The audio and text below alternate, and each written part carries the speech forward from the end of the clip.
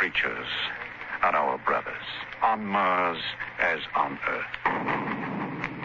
Adventures in time and space, transcribed in future tense.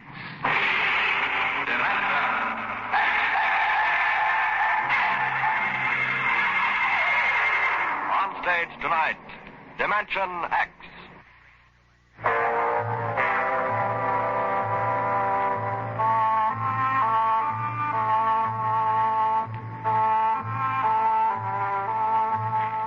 Maybe you've been over the route of the march. The Cross-Mars Highway runs that way now. From the Kalamazoo Canal on the equator, north to the highlands, with a water station every 20 miles and a radar pickup and towing service running 24 hours a day. But there wasn't any highway 30 years ago in 97. There was desert. Hot, burning desert. Sands shifting and blowing, piling up around the empty shells of the ruined cities, ancient when man on Earth was living in caves. I lived at the edge of the Kalamazoo Canal then with my father. He was a prospector, searching the surrounding desert with sonar probe and Geiger counter, scratching just enough ore from under the Martian sands to pay for our grub stake the next year. I remember he was in the Adamson digger in the North Quadrant when I came running out that day. Dad! There's somebody coming, Dad, across the desert. You sure? I saw them. They're a couple of miles out. How many cars? They're on foot. On foot across the desert? Honest, Dad, I saw them. You sure it wasn't a light reflection off the canal? No, it was dark against the sand. I don't like that. You run back and get the rifles out. I've got to pull the digger into the shed. Is there going to be fighting, Dad? I don't know. Got a whole year's ore piled out back in the bins. Ain't gonna lose it to no claim jumpers. You get back to the shack and break out those rifles. See that they're loaded, you hear? And jump.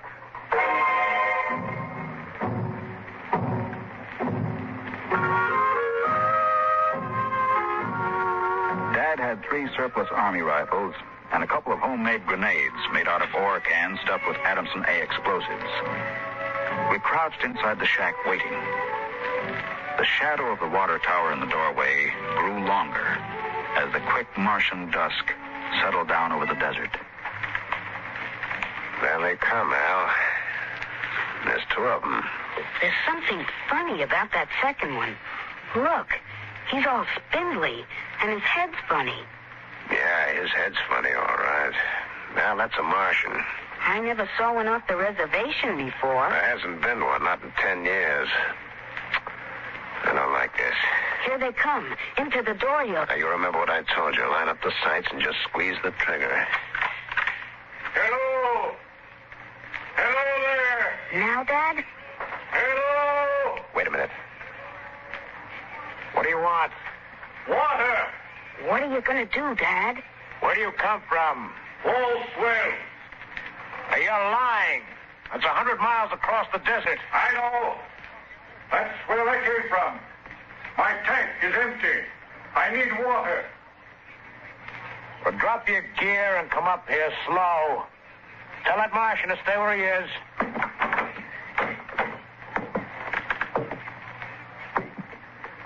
All right, now. Who are you? My name is John. John, huh? What are you doing with that spider? His name is Kantalka. I don't care what his name is. What's a human doing with a Martian? I found him in the dry bed of Kalamazoo Canal, nearly dead of thirst. Probably ran off from the reservation. When our brothers are caged, they seek freedom. Brothers? Those spiders? All living creatures are our brothers, on Mars as on Earth. Oh, wait a minute. Bert Alstrom at False Wells told me there was a screwball hedge preacher over there hollering about letting the spiders loose off the reservations. Let no man call his life his own. No man or tribe nor nation. I guess that's you, all right. Yeah, Bert told me they called you Crazy John. Oh, well, I don't suppose there's any harm in you. Go on, fill up your tank at the air still. You can even have supper with us. We would be happy to. We? What do you mean, we? Kantalkar and myself. That spider?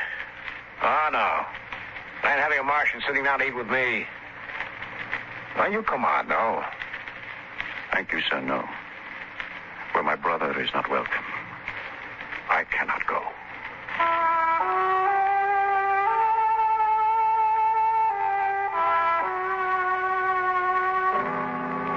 The old man filled his tank at the air still tower, and the Martian went through the ash pile for half-burned fuel brick. When we went in the house for supper, I could see them silhouetted against the fire. The old man with his wild hair and beard, and the thin, spidery arms and legs of the Martian. Dad, What now? were the Martians always on the reservation? Since the Outpost 3 massacre, they have been. What was that? Back before you were born, they lived wild in the mountains up north. Were they fierce? First enough. There's only one place for them spiders. Behind wire. Yeah, it sure is.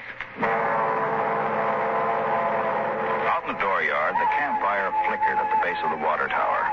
The first of the Martian moons had set. The other wouldn't rise for several hours. I could hear the sandpeepers out in the desert as I stood there. The old man and the Martian were sitting on the ground, huddled close to the fire. It gets cold fast on the desert when the sun goes down. Did you, boy? You can come up to the fire if you'd like. My dad wouldn't like it, All right. but I'm not afraid of no spider. No, there's nothing to be afraid of. How come his arms are all skinny? Ask him. Does he talk? Yes, his name is Kantalkar. It is, huh? Hello. Hello, boy. He talks funny. It is not my language. Why isn't he on the reservation? You can get in trouble helping spiders to escape. He is my brother. He was caged. When my brothers were in bondage, I came to them and said, "Lo, the time has come for deliverance." You talk funny, too. Is it true that you want to let all the spiders off the reservation? No man has the right to imprison the innocent. Do they really call you crazy, John? I have been called many things. You really think we ought to let all those old spiders off the reservation? Boy, we die here in the desert. We die in the sun and of the sicknesses you have brought from Earth. That's because Martians are just weak. I bet I could knock you down myself. You could. We are a different people. We have not the strength of muscle of Earthmen. But we will not stay here to die. You won't get off the reservation. The patrol takes care of that, all right. They won't let any stinking old spiders out. Even in the minds of children is planted the poison of evil. How long? How long?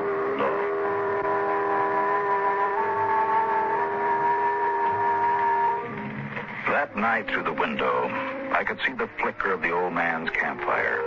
He was walking up and down now, shouting, singing hymns, verse after verse, his white beard catching the light as he passed behind the fire.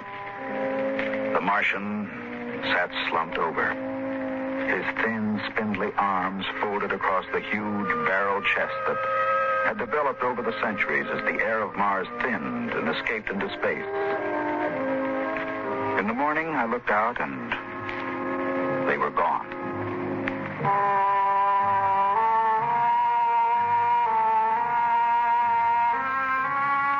Looking back now, we wonder how they did it. The high-voltage wire around the reservation carried a fatal charge. The patrolmen in the tower had 50-caliber machine guns. The desert around the camp was mined heavily. And yet, at dawn, August 7th, 1997, they broke out. I was down at the dried-up canal bed hunting sandpeepers when my father came running after me. Al! Al! Here I am. Come on, back to the house. What's the matter, Now Dad? shut up and run. What is it? Spiders busted loose. Bert Alstrom radioed in. They coming here? They're headed this way. Murdering devils. Did they kill anybody? 6 patrolmen when they busted through the wire. I get inside. What are you going to do, Dad? Wire a keg of Adamson A across the gate. You get in there and get the guns out. I got the rifles and shoved a full clip in each one. Then I slipped a primer fuse in the homemade grenades and lugged them out on the porch. Dad was running lead wires back to the detonator from a half keg of Adamson A he'd set across the gate. That's set. Give me one of those rifles. Will they be here soon? You can see the dust over the rise. There they are, Dad. There they come. Now, wait a minute. Hold up. I want to get a good shot. Let them get closer. Dad, that's Crazy John up in front. There. He's taller than the spiders. You can see his beard. Yeah, you're right. The renegade rat. Probably helped him break out of the reservation. Now, listen, Al. If anything happens to me, you light out back to the shed. You can hide out in the empty ore bins till they go away. You got that? All right, Dad. The spider's shouting something, Dad. That's probably a trick. Get down, little lad. You're in the way. Yeah, I got him clear now. Right in the head. No, up a little now. I got him.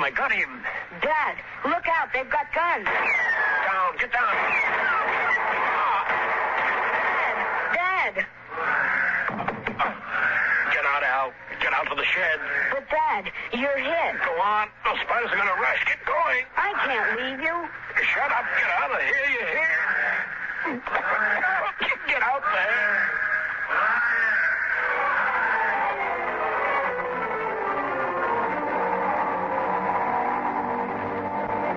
I ran back through the house to the shed, and behind me I could hear the Martian sweeping up to the dooryard. Then suddenly, the ground shook, and I could feel the dull concussion waves hit my ears as the Adamson A exploded.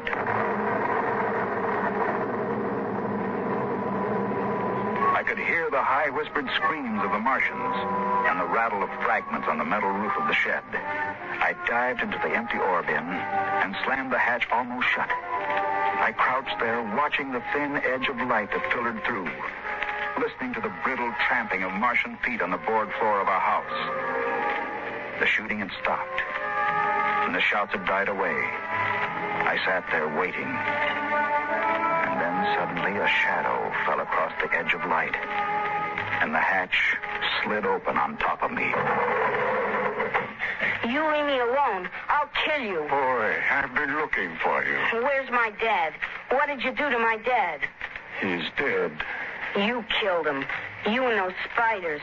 You killed my father. Come out of there, boy. You let go of me, you murderer. Come on out. I'll kill you. I'll kill all those stinking murdering spiders. They are our brothers, boy. Your father shot without warning, and the fire was returned against my orders. You did not have to shoot. Our brothers came in peace. They're going home to their mountains. We came to get water for the journey. You mean you just wanted water? You... Dad. John, the patrol will be following us soon. We must go. And the boy? We'll have to leave him here with water and supplies. No, the Earth Patrol would question him. We need the time. He goes with us. He can't. It's straight across the desert to the mountains. He'll die. John, since the Earthmen came to Mars, the Highlanders have died like the grass in the hot sun. We are going home. One life cannot stop us.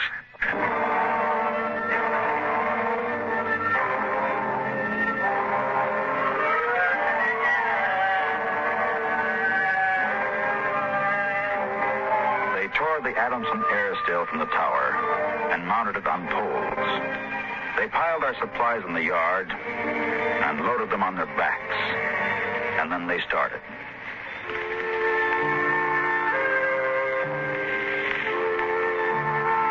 I marched with the old man at the head, and the column stretched out behind us on the desert. Women, children, the sick and the dying, some showing the signs of the diseases that were trivial to the Earthmen, but deadly to the Martians. Chickenpox, German measles, and the bronchial infections that raced through the vast areas of Martian lungs, eating away the tissue till death came in a last spasm of coughing. I turned to look back at our house, but the sun was behind it, blinding red. And the old man pulled me around as he marched, his eyes fixed on the horizon where far to the north rose the cool mountains that were the ancient home of the Highlanders.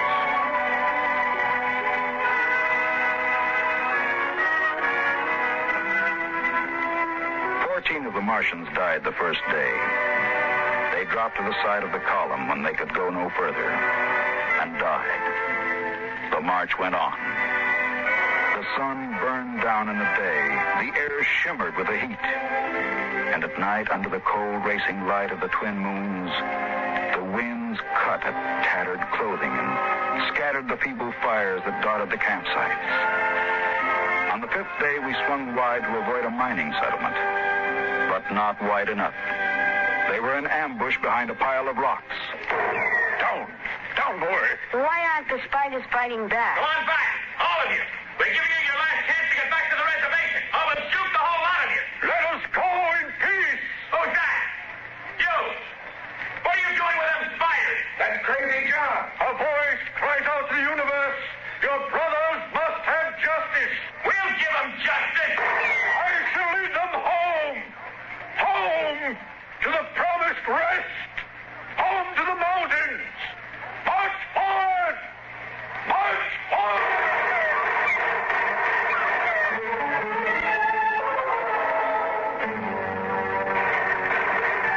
Past the rocks they marched, and the Earthmen fired as fast as they could reload.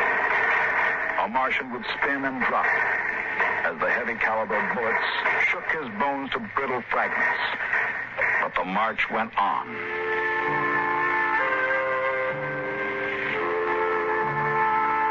We wound across the desert in wild zigzags, following the paths the old man had traveled through the years.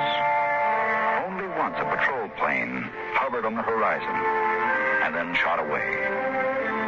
The days went on, the weeks, and the Martians died. They died of exhaustion. They died of the disease we had given them.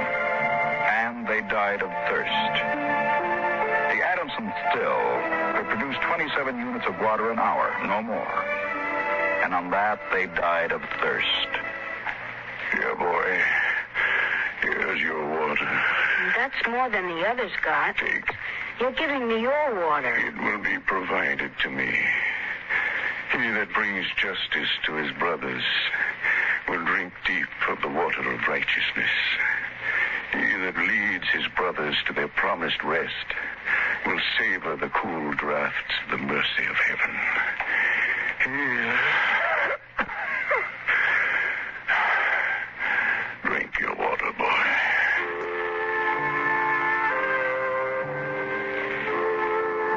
Across the desert, from the Kalamazoo Canal to Fever Dip, past the towering mesas of the Higgins Badlands, across the dry sea bottoms, they marched. On the 54th day of the march, we halted at evening. The air was thinner and colder now. The rations had long since been exhausted. And around the campfires, they cooked the hard, bitter kernels of the dogbush nut that grew on spiny stalks like earth cactus. I lay down to sleep wrapped in the old man's coat. Early in the morning, before sunrise, I woke suddenly. The ground mist that had covered the desert the night before was lifting slowly, and I saw the old man standing by the burned-out fire, the vapor swirling around his legs, and the cold light of the false dawn edging his wild beard. Go back to sleep, boy.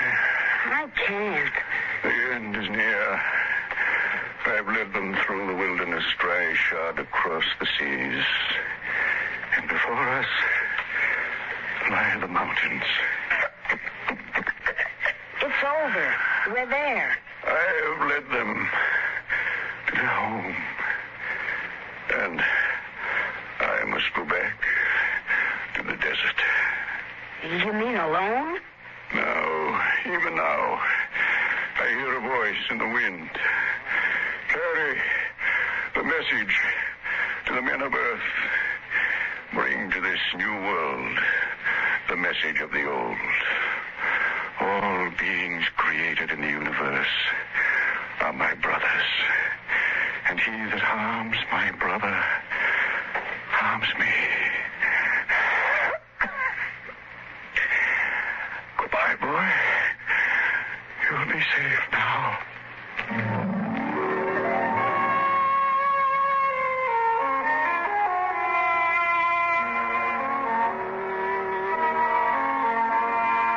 The Martians found him 500 yards from the camp, dead. He had given me his water. He had divided his ration among the sick. And yet his gaunt, tall body had lasted till the march was done, till the mountains were in sight. For now the mist rose, and before us towered the highlands, the tall green mountains, and the cool sky. The march was over. Of the 7,000 Martians who started, 900 were alive. They gathered now on the rise of ground and faced the hills. Their thin bodies wavered as they stood, and some dropped to the ground as they stood there. But there was a light of hope in their large, staring eyes. Most of them had died, but they had died on the way home. And now the march was over.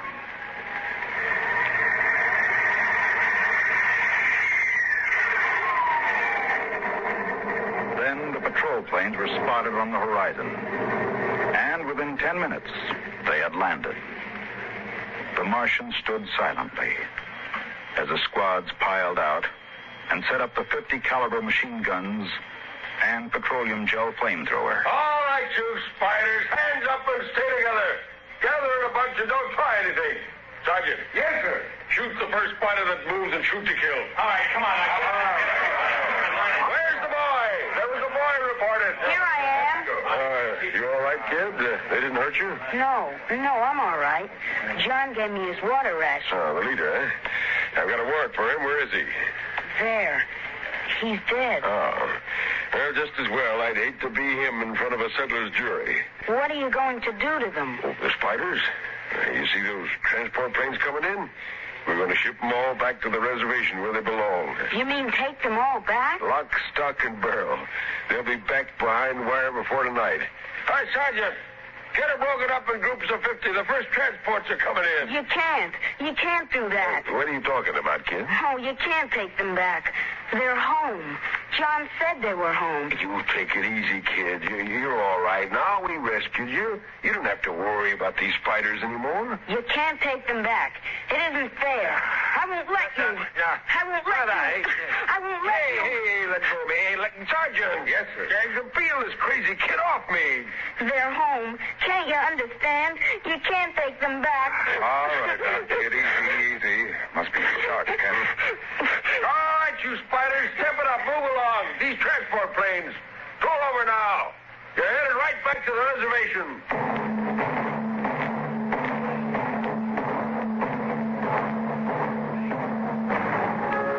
They separated them in groups of 50 and loaded them in the planes.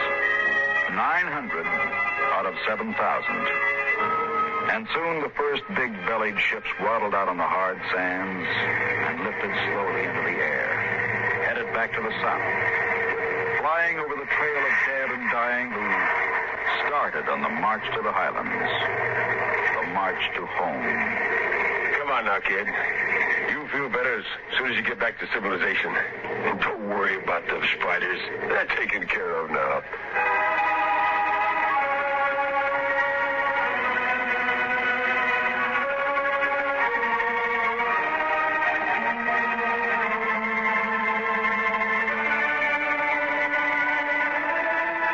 Before the plane took off, I looked once more at the green mountains, towering through the mist. And then, just before the motor raced, I saw John. Crazy John. Propped up against a dognut bush where the Martians had placed him. The wind from the south gave the wild hair and beard a rippling life. He faced the hills, the home, and the rest he had promised his brothers as he led them through the wilderness of Mars.